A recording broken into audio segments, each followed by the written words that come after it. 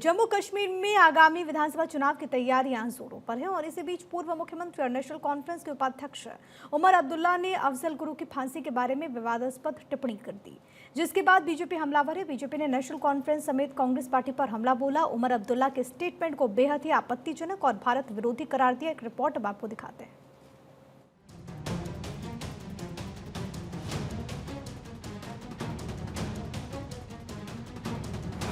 जम्मू कश्मीर में चुनाव, उमर का फांसी वाला दांव। अफजल की फांसी पर उमर अब्दुल्ला दुखी क्यों?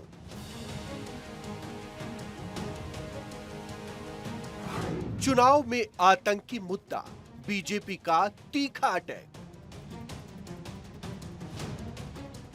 अफजल पर घिरे उमर, बीजेपी ने टाइट किया फंदा।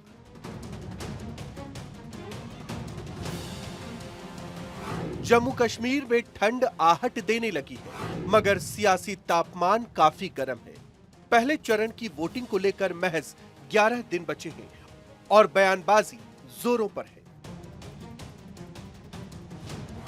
इस बीच नेशनल कॉन्फ्रेंस के वाइस प्रेसिडेंट ने आतंकी अफजल गुरु को लेकर विवादित टिप्पणी कर दी। The J&K government had nothing to do with Afzal Guru's execution. Otherwise, you would have had to do it with the permission of the state government, which I can tell you in no uncertain terms would not have been forthcoming. Why? It wouldn't have. We wouldn't have done it. I don't believe that any purpose was served by executing him. I don't. Omar Abdullah के इस statement के बाद जम्मू कश्मीर की सियासी फिजा गर्म हो गई है। बीजेपी ने नेशनल कॉन्फ्रेंस समेत कांग्रेस को निशाने पर लिया, सवालों की बौछार कर दी। देखिए, उमर अब्दुल्ला जी का बयान इतना आपत्तिजनक है, भारत विरोधी है, जितनी निंदा की जाए उतना कम है। अब बताइए, अफजल गुरु और याकूब घोर आतंकवादी जो देश की अस्मिता पर प्रहार कर रहा था, वैसे आतंकवादियों के फेवर में बोलना, यह देश विरोधी बयान है उनका।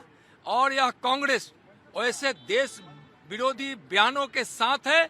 यानी कि आज उमर अब्दुल्ला और कांग्रेस में कोई फर्क नहीं है। दोनों, कांग्रेस और उमर अब्दुल्ला, दोनों भारत के आतंकवादियों के सपोर्ट में बोल रहे हैं। इसको देश और कश्मीर नहीं बर्दाश्त करेगा। उमर अब्दुल्ला को अफजल का पक्ष लेना, आतंकवादी का पक्ष लेना, ये सीधे सीधे सुप्रीम कोर्ट के निर्णय को चुनौती है। मुझे लगता है कि इसमें माननीय सुप्रीम कोर्ट को संज्ञान लेना चाहिए, क्योंकि ये लोग मुख्यमंत्री पद पे भी बैठते हैं और इस तरह की देश विरोधी और सुप्रीम कोर्ट विरोधी टिप्पणियां करते हैं। और यही एक सवाल उठेगा कि क्या राहुल गांधी इसीलिए उमर अब्दुल्ला की पार्टी से समझौता किए हैं कि वो अफजल जैसे आतंकवादियों का समर्थन करें।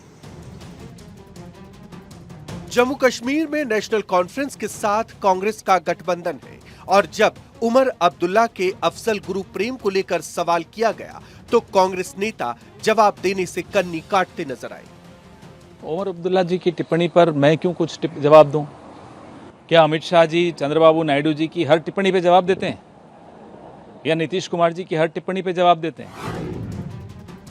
उमर अब्दुल्ला की पार्टी काफी साल से सत्ता से बाहर है, लिहाजा 10 साल बाद विधानसभा चुनाव होने जा रहा है तो उमर अब्दुल्ला लगातार वो हथकंडा अपना रहे हैं ताकि घाटी में वोट मिल सके। घोषणा पत्र में अनुच्छेद 370 की बहाली की बात है। धारा 35A की बहाली को लेकर भी घोषणा पत्र में बात की गई है। नेशनल कॉन्फ्रेंस के इस वादे के बाद बीजेपी हमलावर है। अमित शाह से लेकर बीजेपी के तमाम नेता नेशनल कॉन्फ्रेंस के साथ साथ कांग्रेस को भी निशाने पर ले रहे हैं। Bureau report, Bharat 24।